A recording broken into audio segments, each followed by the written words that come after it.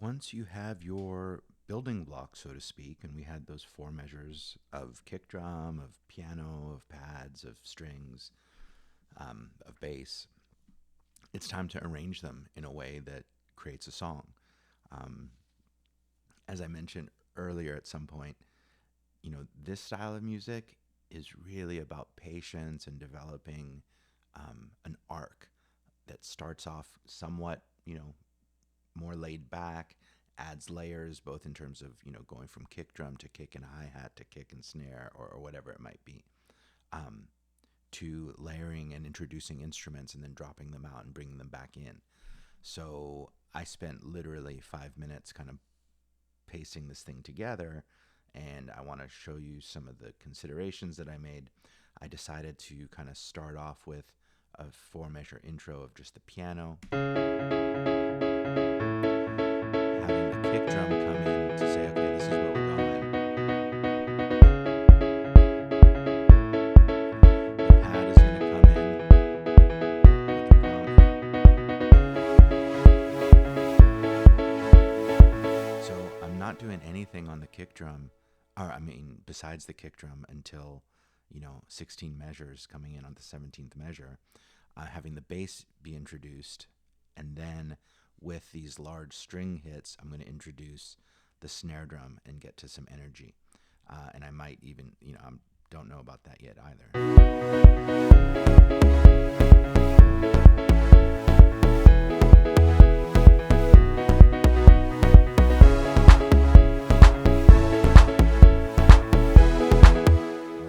Full beat comes in with the hi-hat.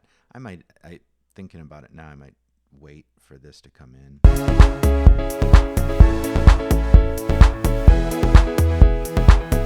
do add the additional hi-hat and percussive element, an extra kick drum in this section, so the drums are still developing.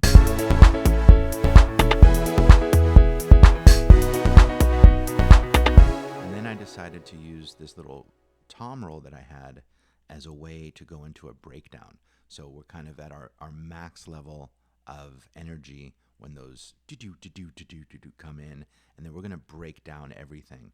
And what I decided to do there was to use those drawn out strings with the arpeggiator on. So we're kind of going to go into this kind of drop off into the arpeggiation, introduce the bass, and then kind of step our way back to full energy, bringing the pad back in and the piano finally. So let's check that out.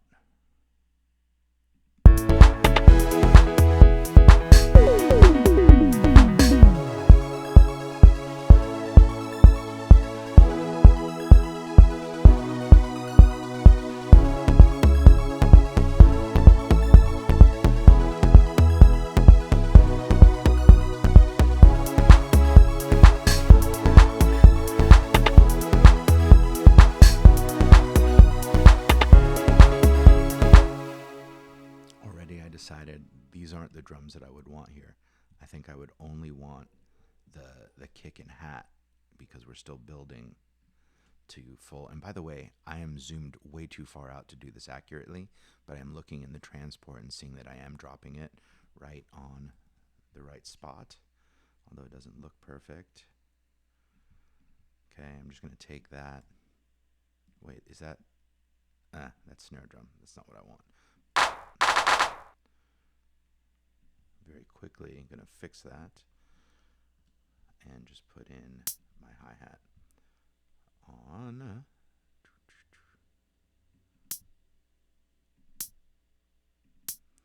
I could be using the building blocks, but I am kind of too lazy, so I am just rebuilding this very quickly. Alright, so let's see just what that change sounds like.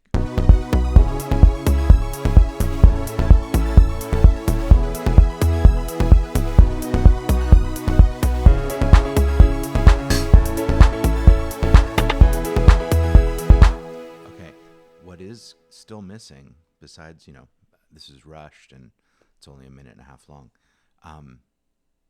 is separating the drums. Because remember that anytime that kick drum any other instruments are playing on top of it, they also are potentially triggering the sidechain compression, and that could change the rhythm of the pumping. Now, it's not because the snare drum is falling on 2 and 4 as well, but that could increase the amount of the pump during that period, that section. So I would definitely want to separate my drums, have the kick drum on one track driving the sidechain on the pad and the bass. Okay, so make a cool arrangement.